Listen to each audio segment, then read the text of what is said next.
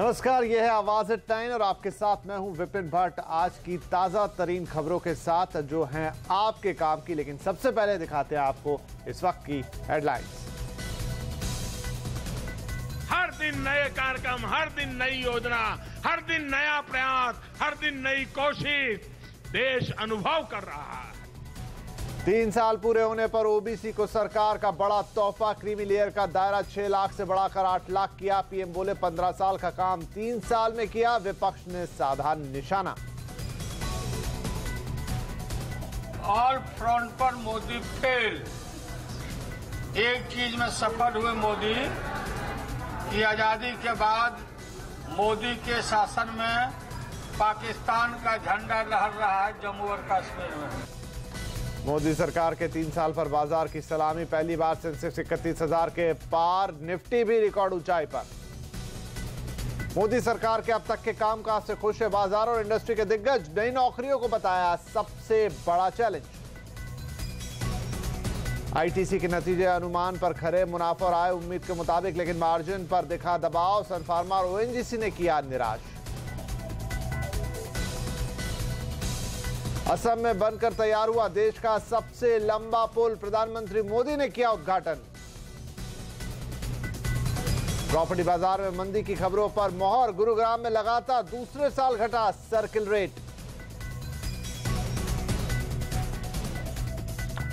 और नागपुर में ओला की फ्लीट में शामिल हुई इलेक्ट्रिक कारें। महिंद्रा एंड महिंद्रा की उम्मीद तेजी से बढ़ेगा इलेक्ट्रिक कार का बाजार, लेकिन ओला के भावेश अग्रवाल ने कहा फिलहाल थोड़ी महंगी होगी सवारी।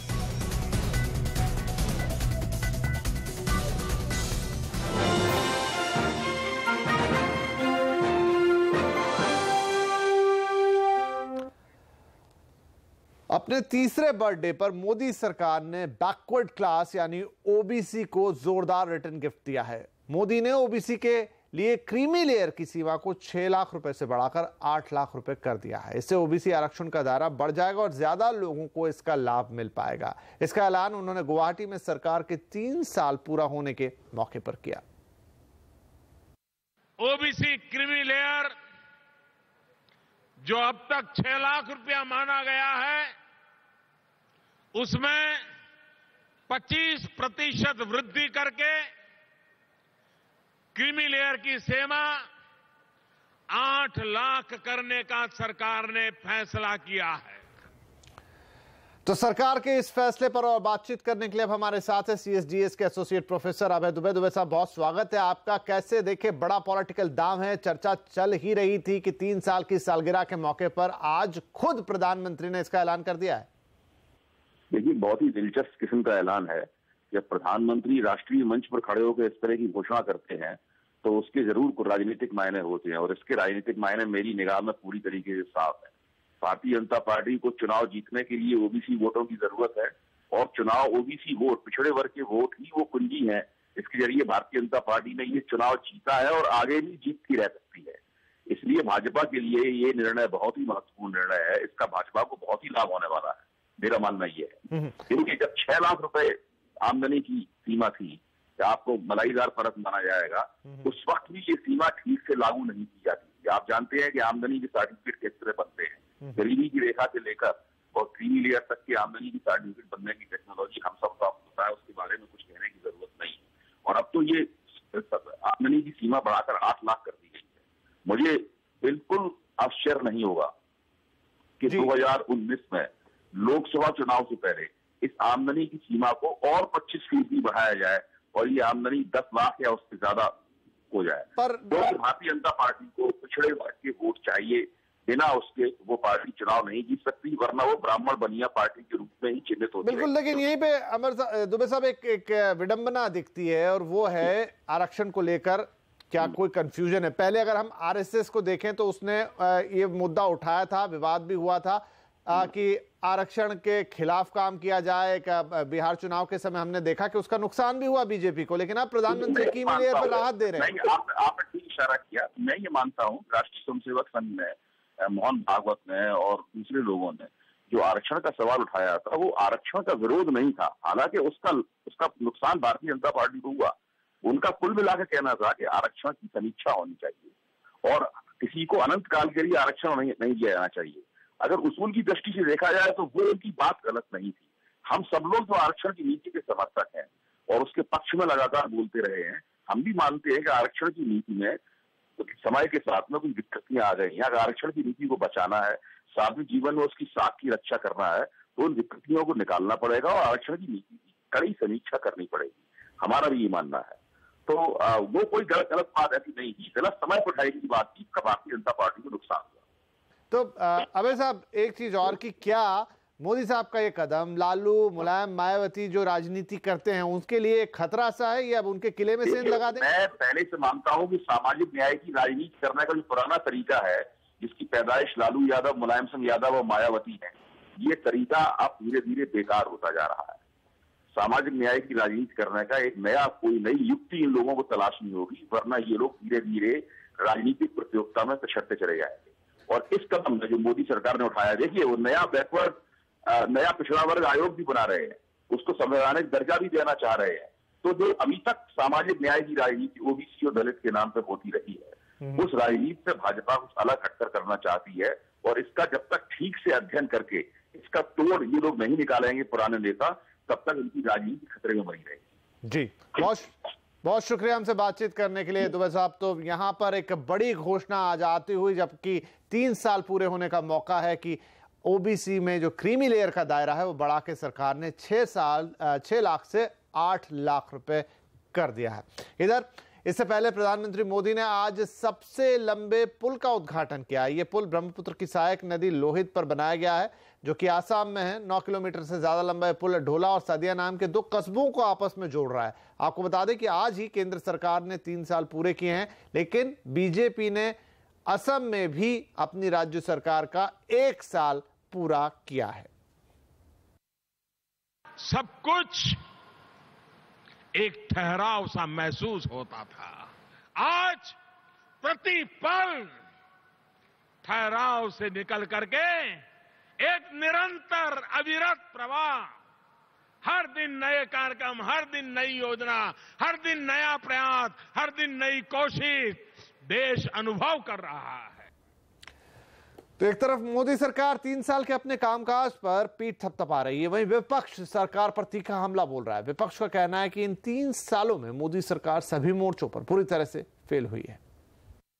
Imposing unprecedented burden on all sections of our people, farmers, working people, youth, SC, ST, minorities, women and other weaker sections of our society in various parts of the country. All front पर Modi fail. एक चीज में सफल हुए मोदी कि आजादी के बाद मोदी के शासन में पाकिस्तान का झंडा लहर रहा है। जम्मू और कश्मीर में पाकिस्तान का झंडा, और हमारे सीमा के अंदर आके पाकिस्तान के सैनिक टेररिस्ट मार के निकल जाते हैं, और नौजवानों से लेके जितना भी वादा किया था सब फेल। 3 साल के अंदर जो दलित वर्ग के लोग हैं, वीकर सेक्शन के लोग हैं, रिलीजियस माइनॉरिटीज के लोग हैं, गरीब लोग हैं, किसान लोग हैं, इनकी हालत बहुत ज्यादा खराब है। Regarding these 3 years, there are some problems regarding Kashmir, Saharanpur and other incident, demonetization and others. इधर आज शेयर बाजार ने भी अपने अंदाज में मोदी सरकार के 3 साल को सलामी दी। चौतरफा खरीदारी के दम पर बाजार नए शिखर पर पहुंच गया। सेंसेक्स 31,000 के पार गया, वो भी पहली बार। वहीं निफ्टी भी कारोबार के दौरान 9,600 के पार निकल गया। कारोबार के आखिर में सेंसेक्स में 278 और निफ्टी में 85 पॉइंट का उछाल रहा। इधर बाजार के साथ साथ इंडस्ट्री भी मोदी सरकार के 3 साल के कामकाज से काफी खुश दिख रही है। हालांकि उसका यह भी कहना है कि युवाओं को नौकरी दिलाना अभी भी सबसे बड़ी चुनौती होगी सरकार के लिए। आइए आपको सुनाते हैं कॉर्पोरेट इंडिया की राय।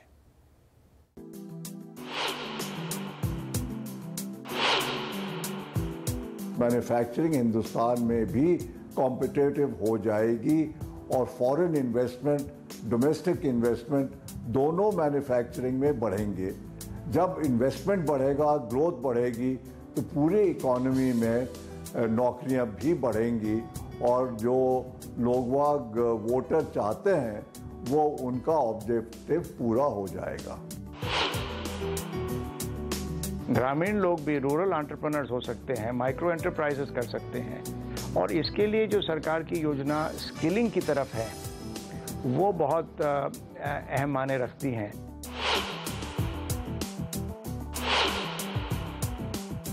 We are going to see a better higher consumption which will have multiplier effect on many other sectors like capital goods and many other sectors which are not growing or not doing that well.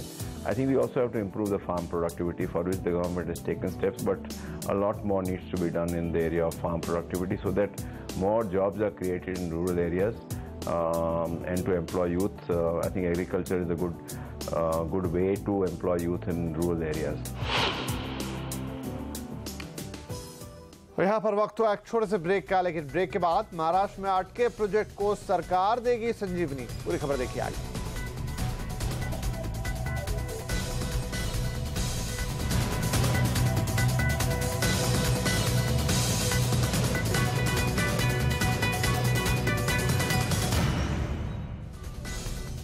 अगर कोई real estate project पैसों की कमी के कारण अटका हुआ है तो महाराष्ट्र सरकार अब उसे पूरा करने में आर्थिक मदद करेगी। प्रदेश में रेरा लागू होने के बाद अब सभी प्रोजेक्ट्स के लिए रेरा में रजिस्ट्रेशन कराना जरूरी है।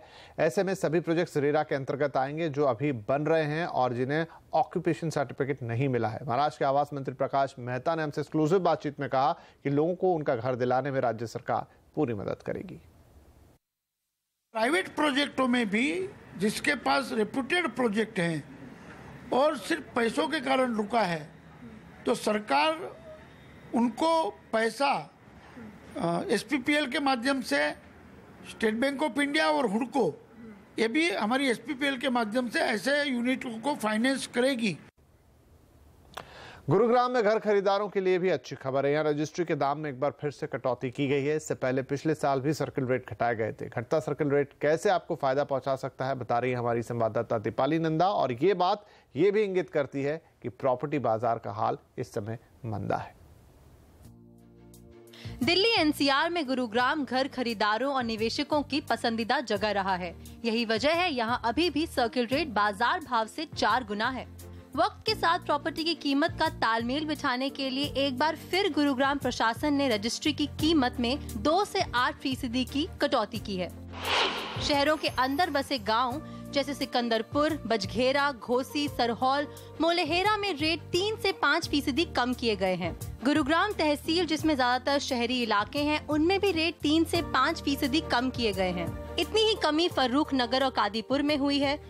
मानेसर, बादशाहपुर, वजीराबाद और हरसरू में रेट 3 से 8% तक घटे हैं। पटौदी में रेट 3 से 7% और सोहना में रेट 2 से 7% घटे हैं। हालांकि कुछ इलाकों में रेट बढ़ाए भी गए हैं। ज्यादातर इलाकों में सर्किल रेट घटाने का फायदा घर खरीदारों को मिलने की उम्मीद है। This should help with the initial momentum of sales. जो बीच में स्लगिश हो गया था मार्केट, क्योंकि कस्टमर को कोई कॉन्फिडेंस नहीं मिल रहा था कि अभी इन्वेस्ट करे ना करे। रेरा का जो कंफ्यूजन चल रहा था वो भी अब क्लियर होने लगा। तो now this is a very positive step. Gurugram वक्त के साथ कदम ताल कर रहा है, लेकिन बाकी शहरों का क्या? कई शहरों में जमीन सस्ती है और रजिस्ट्री महंगी। दिल्ली, पुणे, नोएडा और ग्रेटर नोएडा में कई इलाके ऐसे हैं जहां सर्किल रेट मार्केट रेट से ज्यादा हो गए हैं। मिसाल के तौर पर दक्षिणी दिल्ली के new friends colony, greater Kailash समेत दूसरे पॉश इलाकों में सर्किल रेट करीब 7.25 लाख रुपए प्रति स्क्वायर मीटर है, जबकि यहाँ मार्केट रेट ज्यादा से ज्यादा 5 लाख रुपए प्रति स्क्वायर मीटर है। पुणे के कटराज इलाके में सरकारी कीमत 22,000 रुपए प्रति स्क्वायर मीटर है, जबकि मार्केट रेट 14,000 से ज्यादा नहीं है। नोएडा के सेक्टर 131, 134, 135 और 137 में सर्किल रेट 23,000 रुपए से ज्यादा है, जबकि मार्केट रेट अधिकतम 20,000 रुपए प्रति स्क्वायर मीटर है। रियल एस्टेट के जानकार मानते हैं कि सर्किल रेट घटाने से न सिर्फ घर खरीदारों को फायदा होगा, बल्कि सरकार की आमदनी भी बढ़ेगी। वहाँ पे जहाँ पे सर्कल रेट प्रॉपर्टी की कीमतों से ज़्यादा है, वहाँ पे तो बहुत ज़्यादा ज़रूरत है कि सरकार सर्कल रेट को कम करे, क्योंकि सिर्फ सरकार का खजाना ही नहीं उसमें इफेक्ट होता, बल्कि ट्रांजैक्शंस भी कम हो जाती हैं, क्योंकि बायर्स को पता चलता है कि वो सर्कल रेट के हिसाब से स्टैम्प ड्यूटी या रजिस्ट्रेशन चार्जेस पे करेगा। तो अगर वहाँ पे आप सर्कल रेट को कम करते हैं तो वहाँ पे मल्टीप्लायर इफेक्ट होता है। एक तो नंबर ऑफ ट्रांजैक्शंस बढ़ जाती हैं। नोटबंदी से प्रॉपर्टी की कीमतें गिरी, लगा अब आम आदमी को सस्ता घर मिलेगा। सर्किल रेट में कटौती आम आदमी को अपने आशियाना के करीब पहुंचाएगा। दीपाली नंदा, दिल्ली। अब देश के किसी भी पशु बाजार में बूचड़ खाने के लिए पशुओं की खरीद बिक्री नहीं की जा सकेगी। केंद्रीय पर्यावरण मंत्रालय ने पशु क्रूरता निवारण अधिनियम 1960 के तहत नया नोटिफिकेशन जारी किया है। इसके तहत पशु बाजार से मवेशियों की खरीद करने वालों को लिखित में यह वादा करना होगा कि इनका इस्तेमाल खेती के काम में किया जाएगा, न कि मारने के लिए। इन मवेशियों में गाय, बैल, सांड, बछड़े, बछिया, भैंस शामिल है। नए नियमों के तहत पशु बाजार में आने वाले हर मवेशी को एक लिखित रिकॉर्ड रखना जरूरी होगा। इसके अलावा सीमा पार और दूसरे राज्यों से पशुओं की हत्या रोकने के लिए अंतर्राष्ट्रीय सीमा से 50 किलोमीटर और राज्यों की सीमा से 25 किलोमीटर के अंदर पशु बाजार लगाने पर भी प्रतिबंध लगाया गया है। और BMW, मर्सिडीज के बाद ऑडी ने भी ग्राहकों को दिया है तोहफा। कितने घटाए दाम, देखिए इस ब्रेक के बाद।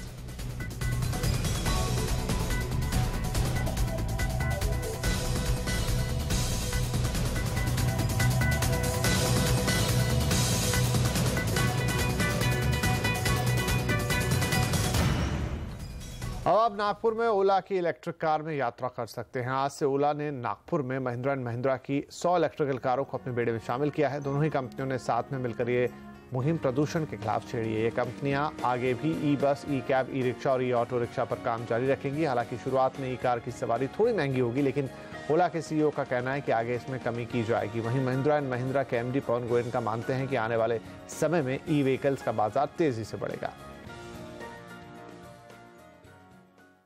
अगर हमारा ये सफल रहा यहाँ पर तो पूरे देश में बहुत जल्दी हम देखेंगे electric vehicles at least ride share car pooling में यूज़ होंगी और उससे काफ़ी हमें फ़ायदा होगा, एमिशन का फ़ायदा होगा, एनर्जी का फ़ायदा होगा। तो we are very excited that today this has happened and the interest that the government of India has taken. Mister Gadkari, mister Fadnavis both were present here and therefore it's a red letter day I would say. अभी जो EV ecosystem है वो पूरा तरह price competitive नहीं है and if Ola can help bring scale to this market with our number of cars that we have and we will buy these cars, hopefully the ecosystem will become much more cost competitive and electric vehicles का benefit तो बहुत है देश को। pollution कम होता है, more employment होगा as we will buy these cars and deploy them। छोटे-छोटे शहरों में deploy करेंगे, cost advantage जाएगा customer को। So our vision is to help accelerate the ecosystem towards this future। Sir ये cost advantage की बात की अगर नागपुर में देखा जाए तो ओला का 7 रुपए सबसे ज्यादा रेट है, इलेक्ट्रिक में क्या रेट रहेगा? शुरू में तो रेट थोड़ा ज्यादा ही रहेगा, बट लॉन्ग टर्म में जैसे बैटरी के कॉस्ट कम होंगे, जैसे स्केल बढ़ेगा, सप्लाई साइड स्केल बढ़ेगा तो इलेक्ट्रिक के कॉस्ट कम होंगे। और यहाँ पर हम आगे बढ़ते हैं। जीएसटी से पहले लग्जरी गाड़ियों ने कीमतों में बड़ी कटौती की है। ऑडी ने 10 लाख तक कीमतें घटाई हैं तो BMW एक शोरूम प्राइस के 12% तक के फायदे दे रही है। वहीं मर्सिडीज कल ही 7 लाख तक की कटौती का ऐलान कर चुकी है। कंपनियों का कहना है कि जीएसटी में मिलने वाली राहत तो वो ग्राहकों तक पहुंचाना चाहती है, इसलिए दाम घटाए गए हैं, लेकिन कार खरीदने पर ये फायदे आपको 30 जून तक ही मिलेंगे। 1 जुलाई से जीएसटी लागू हो जाएगा। कौशल विकास यानी स्किल डेवलपमेंट पर सिर्फ सरकारें नहीं, कॉर्पोरेट इंडिया भी पूरा ध्यान दे रहा है। देश की सबसे बड़ी ऑटो कंपनी मारुति सुजुकी भी इसमें पीछे नहीं है। कंपनी ने हाल ही में शुरू हुए निजामुद्दीन स्किल डेवलपमेंट सेंटर का जायजा लिया। हमारी संवाददाता मुक्ता मिश्रा ने। भारत में ऑटोमोबाइल इंडस्ट्री 8% की ग्रोथ रेट से बढ़ रही है और उससे भी ज़्यादा तेज़ी से बढ़ रही है इन गाड़ियों में इस्तेमाल होने वाली टेक्नोलॉजी, जिसका एक एस्पेक्ट ये है कि लोगों को ट्रेन करने की काफ़ी ज़्यादा ज़रूरत है। ये जो गाड़ियां हैं ये सिर्फ अब मैकेनिकल नहीं रह गई हैं, इनमें काफ़ी कुछ हाई एंड टेक्नोलॉजी इस्तेमाल की जा रही है, जिसकी वजह से स्किल्ड लेबर की एक शॉर्टेज उभर रही है और उसी को पूरा करने के लिए मारुति ने इनिशिएटिव लिया है। वो लेकर आए हैं ऑटोमोबाइल स्किल एनहांसमेंट सेंटर।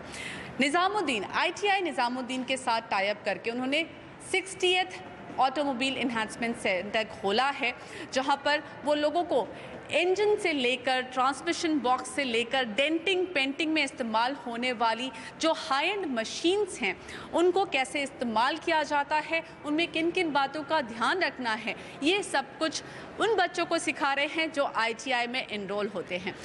इससे न सिर्फ मारुति का ये फ़ायदा है कि उनको स्किल्ड लेबर मिल रहा है, बल्कि इन सारे बच्चों को एक रोजगार का तरीका भी मिल रहा है। इस स्किल एनहांसमेंट इनिशिएटिव पर हमने बात की कंपनी के एमडी मिस्टर केनिची आयुकावा से। आइए सुनते हैं। I think that we invested in this center about 85 lakh, and totally this kind of to development work we have that 6 crore, and part of this kind of investment industry have to have developing the experienced person, skilled person in order to expanding the total volume. Skill development के लिए मारुति की ये कोशिश यहीं खत्म नहीं होती। Company फिलहाल अपने 7 सेंटर्स पर 7,000 लोगों को ट्रेनिंग दे रही है, लेकिन इसे आगे और बढ़ाने की योजना है। गाड़ी बेचना एक बात है, लेकिन कस्टमर को अपने पास ही बनाए रखना अलग बात। उसके लिए ज़रूरी है बेहतर सर्विस, और शायद स्किल एनहांसमेंट के इस प्रोग्राम के तहत ऑटो कंपनियां यही चाहती हैं कि वो अपने कस्टमर को बेहतर सर्विस दे सकें। मुग्धा मिश्रा, CNBC आवाज़। और आवाज़ एट 9 में आज की इस एडिशन में इतना ही, लेकिन आपसे फिर मुलाकात होगी। तब तक के लिए नमस्कार।